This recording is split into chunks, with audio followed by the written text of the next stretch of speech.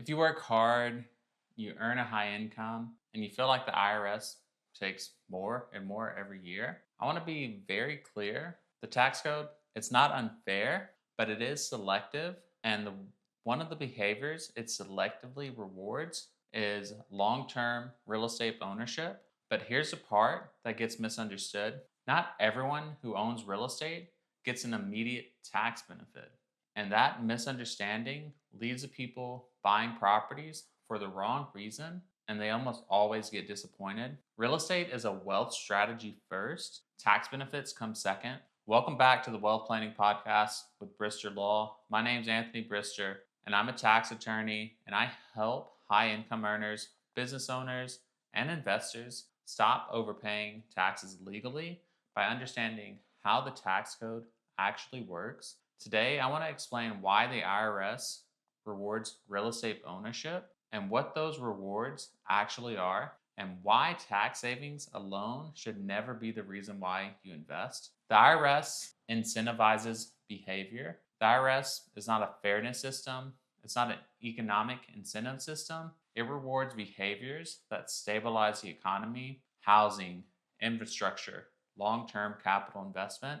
Real estate checks all of those boxes, but the rewards are layered and they come in more than one form. Before we even talk about taxes, though, we need to ground this conversation. There are four core benefits of owning real estate, and taxes are only one of them. If you only invest for tax benefits, you're missing out on most of the value. So, first, there's appreciation. Over long periods of time, real estate tends to rise in value, not every year, not evenly, and it's not guaranteed, but historically, property values increase as populations grow, inflation rises, and land remains a finite resource. Appreciation is slow, it's boring, but over a long period of time, it's powerful. You don't feel it day to day, but it compounds quietly in the background. The second benefit is debt paydown.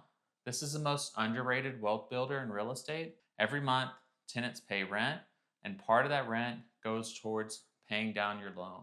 That means someone else is helping you buy an asset that you will eventually own outright. Even in years where appreciation is flat, equity is still being built. Equity grows even when the market stalls. The third benefit is cash flow. Cash flow is what makes real estate sustainable. It covers expenses, vacancies, repairs, and the risk that you take. Not every deal cash flows immediately, and not every market is designed for it, but positive cash flow gives you flexibility and staying power, which is really important if you want to be in it for the long term. It allows you to hold assets long enough for the other benefits to work. The fourth benefit is the tax benefits, and this is one everyone talks about, but it's also one that people misunderstand the most. Tax code allows for deductions because real estate requires capital, requires risk, maintenance, and a long-term commitment.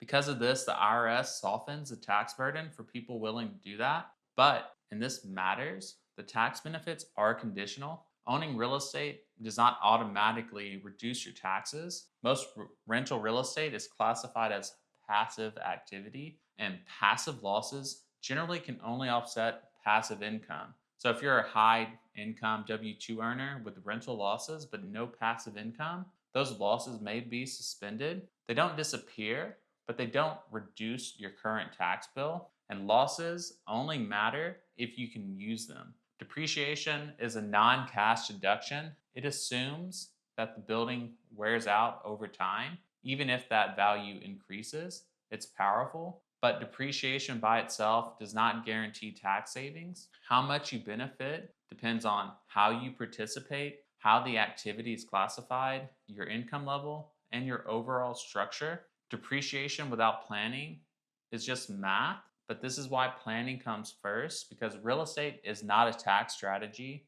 It's a wealth building strategy that can include tax advantages when planned correctly. Buying property first and hoping the taxes work out later is backwards. Structure matters, timing matters, and participation matters. Most people miss out because they rely on tax preparation instead of planning. They make decisions 1 year at a time and they don't coordinate legal and tax strategy. A tax return just reports what's already happened, but a tax plan shapes what happens next. If you're investing in real estate or if you're thinking about it, the goal should never be how do I avoid taxes this year? The goal should be how do I build wealth over time while paying the least amount of taxes and being intentional and efficient. At the Bristol Law Firm, we work with advisory clients who want to be proactive about their planning. They want clarity before investing.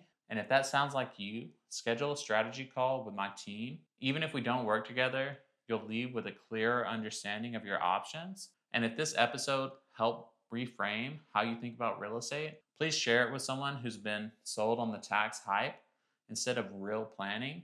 And if you want more conversations like this, make sure that you subscribe because this is how real wealth is built. Thanks for watching. If you found this helpful, go ahead and give it a thumbs up, drop a comment below. And if you have any questions or thoughts, I always try to respond. And if you haven't already, hit that subscribe button, ring that bell so you don't miss out on the next video. And if you want to go deeper or grab the resources that I mentioned, check the description below. I've got all the links, tools, and next steps for you there. And if you're ready to talk about your specific situation, you can also schedule a free discovery call using the link in the description. Just pick a time that works for you best. And if you know someone who could benefit from this, feel free to share it with them. It really helps spread the word.